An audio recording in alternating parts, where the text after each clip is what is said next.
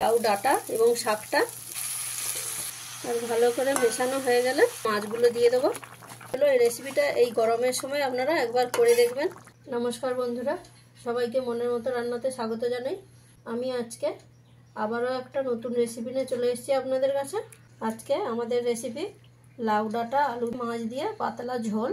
এই রেসিপিটা বন্ধুরা গরমের দিনে খেতে খুবই ভালো লাগে। এই রেসিপিটা স্বাস্থ্যের পক্ষে খুবই উপকারী।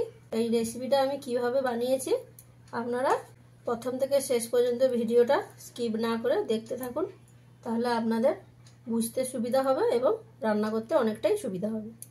লাউ ডাঁটা নিয়ে নিয়েছি, লাউ ডাঁটাগুলোকে এরকম ছোটো ছোটো করে কেটে নিয়েছি। আর যে পাতাগুলো নরম ছিল সেই পাতাগুলোকে আমি নিয়ে নিয়েছি, এরকম ছোটো ছোটো টুকরো করে কেটে নিয়েছি। আর এখানে 2 পিস আলু নিয়ে আলুগুলোকে এরকম লম্বা লম্বা করে কেটে নিয়েছি। আমি এখানে তেলাপিয়া মাছ নিয়েছি, আপনারা চাইলে রুই মাছ কিংবা চারাপোনা মাছ নিয়েও রান্নাটা করে নিতে পারেন। মাছটাকে আমি প্রথমে ম্যারিনেট করে নেব। ম্যারিনেট করার জন্য দিয়ে দেবো পরিমাণ মতন লবণ, হলুদের গুঁড়ো পরিমাণ মতন দিয়ে হাত দিয়ে ভালো করে মেখে নেব।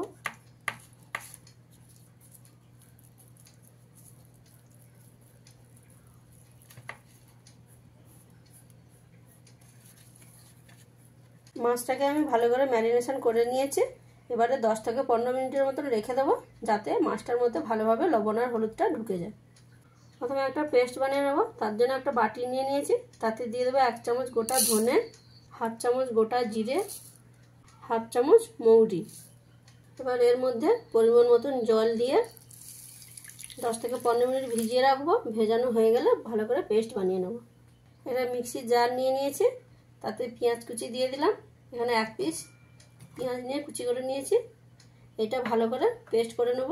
আরও একটা পেস্ট বানিয়ে নিতে হবে। তার জন্য এখানে 15 গ্রাম আদা কুচি করে নিয়েছি, দিয়ে দিলাম। তার সাথে কাঁচা লঙ্কা 5 পিস নিয়েছি, দিয়ে দিলাম। পরিমাণ মতন জল দিয়ে ভালো করে একটা পেস্ট বানিয়ে নেব। প্রথমে মাছগুলো ভেজে নেব। তার জন্য একটা কড়াই নিয়ে গরম করে নিয়েছি, তাতে পরিমাণ মতন সরষে তেল দিয়ে দিলাম। তেলটা দিয়ে তেলটাকে খুব ভালো করে গরম করে নেব। তেলটা ভালোভাবে গরম হয়ে গেছে। এবারে একে একে মাছগুলো দিয়ে ভেজে নেব।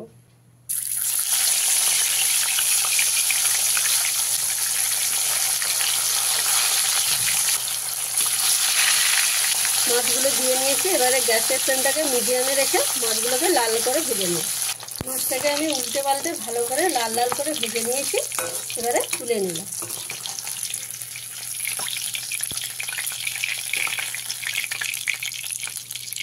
এইভাবে বাকি মাছগুলোকেও আমি ভেজে নেব।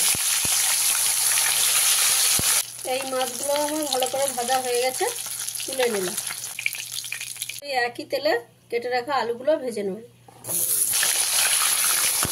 এর মধ্যে দিয়ে দেবো পরিমাণ মতন লবণ, দিয়ে আলুটাকে লাল লাল করে ভেজে নেব।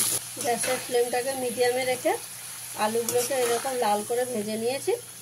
এবারে তুলে নিলাম। এবারে ওই একই তেলে দিয়ে দেবো 1/2 চামচ গোটা জিরে। জিরেটা থেকে মিষ্টি গন্ধ ছেড়ে দিলে দিয়ে দেবো পেঁয়াজ বাটা।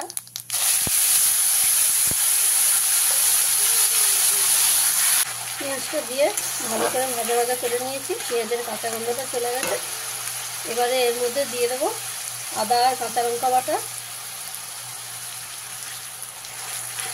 এটাকেও খুব ভালো করে মিশিয়ে নিয়ে কষিয়ে নেবো, যতক্ষণ পর্যন্ত আদা আর কাঁচা লঙ্কার কাঁচা গন্ধটা যাচ্ছে ভালো করে কষিয়ে নেব। আদা আর কাঁচা লঙ্কাটা ভালোভাবে ভাজা হয়ে গেছে, কাঁচা গন্ধ চলে গেছে। এবারে এর মধ্যে দিয়ে দেবো বেটে রাখা জিরে, ধনে, মৌরি দিয়ে এটাকে খুব ভালো করে মিশিয়ে দেবো।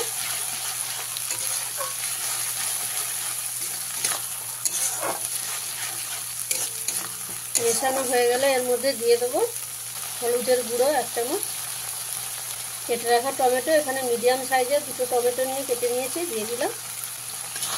দিয়ে খুব ভালো করে মিশিয়ে দেবো।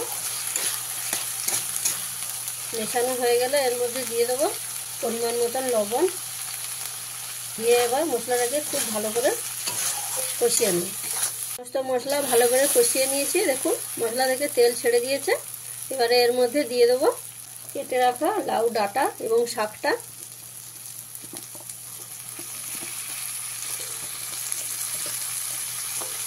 দিয়ে মশলার সঙ্গে খুব ভালো করে মিশিয়ে নেব।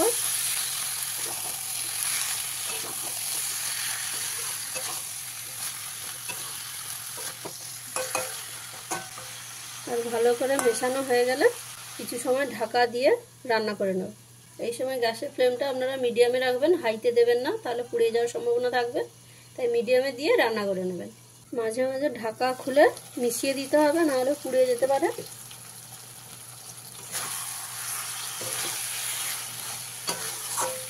এইভাবে ভালো করে মিশিয়ে দিয়ে আবারও কিছু সময় ঢাকা দিয়ে নেব।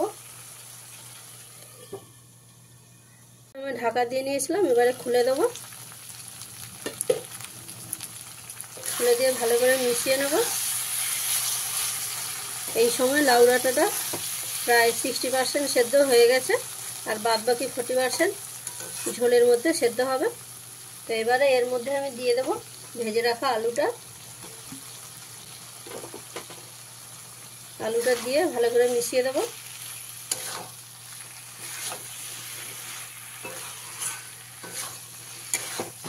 আর মেশানো হয়ে গেলে এর মধ্যে পরিমাণ মতন জল দিয়ে দেব।